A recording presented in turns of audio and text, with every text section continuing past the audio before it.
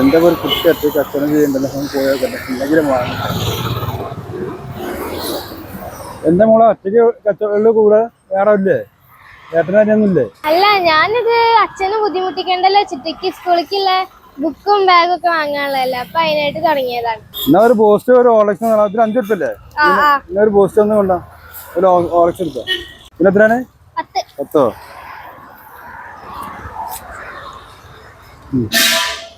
അപ്പൊ കച്ചവടം മാത്രം പോരട്ടോ. നല്ല പഠിച്ചിട്ട് എല്ലാം സ്കൂളൊക്കെ നല്ല പഠിച്ച് നല്ല നേരെ എത്തണം. നല്ല ജോലിയൊക്കെ വാങ്ങിട്ട് എന്തെങ്കിലും അച്ഛനെയും അമ്മയൊക്കെ നോക്കാനേ പറ്റുള്ളൂ. പിന്നെ അനിയനൊക്കെ ഉണ്ടാവൂലേ, നോക്കിട്ട് കേട്ടോ. എന്നാ ശരി കേട്ടോ, ഓക്കെ കേട്ടോ. എന്താ ഇവിടെ ഒരു പുതിയൊരു കച്ചവടം? എന്താ മോളെ, എന്താ കച്ചവടം? ഇവള് പൈസ ഉണ്ടാക്കാമല്ലോ, വെക്കേഷനില് ആള് ഇറക്കണില്ലല്ലോ. അതിന്നെ സ്കൂളൊക്കെ തുറക്കാനായില്ല, അപ്പൊ ബുക്കും ബാഗൊക്കെ വാങ്ങണം. അപ്പൊ അച്ഛന് സുഖമില്ല, അപ്പൊ അച്ഛനെ വെറുതെ ബുദ്ധിമുട്ടിക്കണ്ടല്ലോ, അതുകൊണ്ട് ഞാൻ എന്തായാലും വെറുതെ വീട്ടിലിരിക്കല്ലോ, അപ്പൊ തുടങ്ങിയത്. അപ്പൊ മോളെ എന്റെ മുഖത്ത് ഭയങ്കര സങ്കടം ഉണ്ടല്ലോ. എന്റെ അച്ഛനെന്താ കാര്യമായിട്ട് എന്താ പറ്റിയോ? എന്താ തീരെ സുഖമില്ലേ?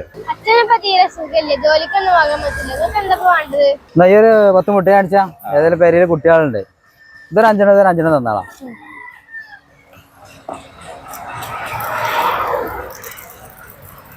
അതിന് എത്ര മുട്ടായിക്ക്? 100 റുപ്യ. ഇതെന്ത് മുട്ടായ? അതൊരു മാമാറ മുട്ടായ. കുട്ടികൾക്ക് ഭയങ്കര തീറ്റാണത്.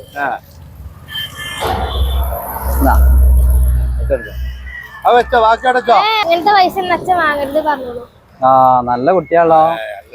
അച്ഛനമ്മ നല്ലതിലാണോ വളർത്തുന്നത്. മോളെ പേരെന്താ? എവിടെ വീട്? അച്ഛന്റെ പേരെന്താ? എന്റെ പേര് അനാമിക, അച്ഛന്റെ പേര് ഗോപാലൻ, വീട് വടക്കേപ്പുറത്ത്. ആയിക്കോട്ടെ അനാമിക, പിന്നെ കാണാം കേട്ടോ. കപ്പി പോവല്ലേ, കച്ചവടം ഉഷാറായിക്കോട്ടെ ട്ടാ.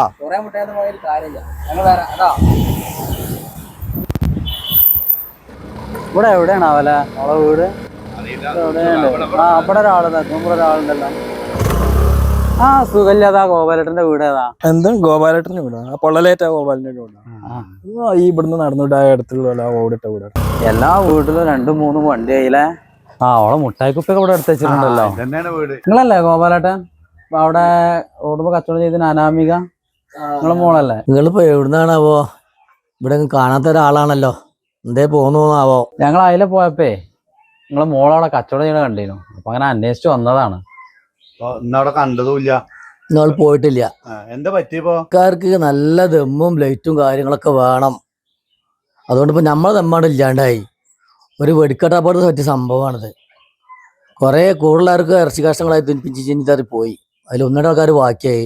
ഞങ്ങളെ കുടുംബം അനാഥയായി. അതേപ്പോ ഉണ്ടായത്. സംഭവിച്ച വെടിക്കെട്ടപകടത്തിൽ പെട്ടാണ് ആണ്. എന്താ ചെലവിനെ കാട്ടിലിപ്പോ? ചെലവിന് ഇപ്പൊ എന്താ കാട്ട് ചോദിച്ചാല് 2-3 ദിവസമൊക്കെ ആളുകൾ തരാൻ പിടിക്കാൻ ഇഷ്ടംപോലെ ആൾക്കാരുണ്ടായിരുന്നു, പ്രധാനമൊക്കെ ഉണ്ടായിരുന്നു. പിന്നെ ആരും വരാതെയായി കുറച്ച് കഴിഞ്ഞപ്പോ. പിന്നെ ഇപ്പൊ ഇതുണ്ടോ, ഇതിപ്പോ മോള് അവൾക്ക് സ്കൂളിൽ എന്തോ സാധനം വാങ്ങാൻ വേണ്ടി അവള് ഒപ്പിച്ചുണ്ടാക്കിയ പണിയാണ്.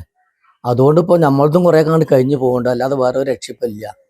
ഇപ്പൊ ചാനലുകാരും ഇല്ല, വീഡിയോക്കാരും ഇല്ല, ആരുമില്ല. ഇപ്പൊ ഞാനും എന്റെ മോളും മാത്രമേ ഉള്ളൂ. മോളോ, നിന്നെ ആരാ വന്നിട്ടുണ്ടായിരുന്നു? ആരാ അറിയാം, തെരഞ്ഞു വന്നതാണ്. എന്നെ അച്ഛനൊന്ന് കാണാൻ വന്നതാണ്. എന്നിട്ട് ഈ കുറച്ചേരായി വന്നിട്ട് ഈ എവിടെയോ അവത്തായിരുന്നു. ഈ കാര്യം ഞങ്ങളെ കയറി ഇരിക്കാനൊന്നും പറയണില്ല. എന്താ ആളാണ്?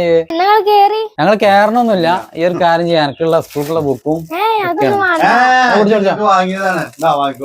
പിടിച്ചോ. വേണ്ട, ഞങ്ങള് വേറെ നല്ല പഠിക്കണേ. ശരിട്ടോ, പോണേ.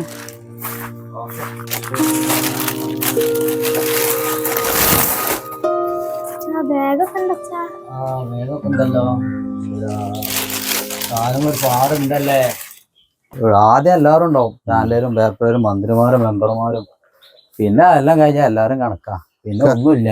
മനുഷ്യന്റെ അവസ്ഥ അങ്ങനെ തന്നെയാണ്. അപ്പോ പടക്കം ഇതിന് ഏറ്റ ആൾക്കാരും ഒക്കെ പൈസ ഉണ്ടാക്കി, അയാളും ജീവൻ പോയി. പിന്നെ ഈ കുടുംബം അനാഥായി. എന്താ ചെയ്യാ? എന്താ നമ്മളെ കൊണ്ട് ചെയ്യണത്? കഴിയണെന്ന് വെച്ചാൽ നമ്മള് ചെയ്തു കൊടുക്കാന്നല്ലാതെ മറ്റൊരാളെ ചെയ്യട്ടെ നിന്നിട്ട് കാര്യമില്ല. ആർക്കും ഒന്നും ഉണ്ടായിട്ട് ഇപ്പൊ ചെയ്യാൻ കഴിയില്ലല്ലോ. ഇതാണ് മനുഷ്യൻ തന്നെ പറയുന്നത്. ഒരു ദിവസം മുട്ടായി പോകുന്ന പരിചയത്തിന് മുള്ള സാധനങ്ങൾ കിട്ടിയത്.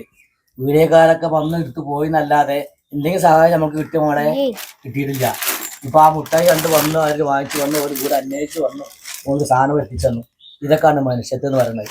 ഇങ്ങനെ ചെയ്യണ മനുഷ്യന്മാര് ഇന്നത്തെ കാലത്ത് ആരാ ചെയ്യുന്നത് എന്നൊക്കെ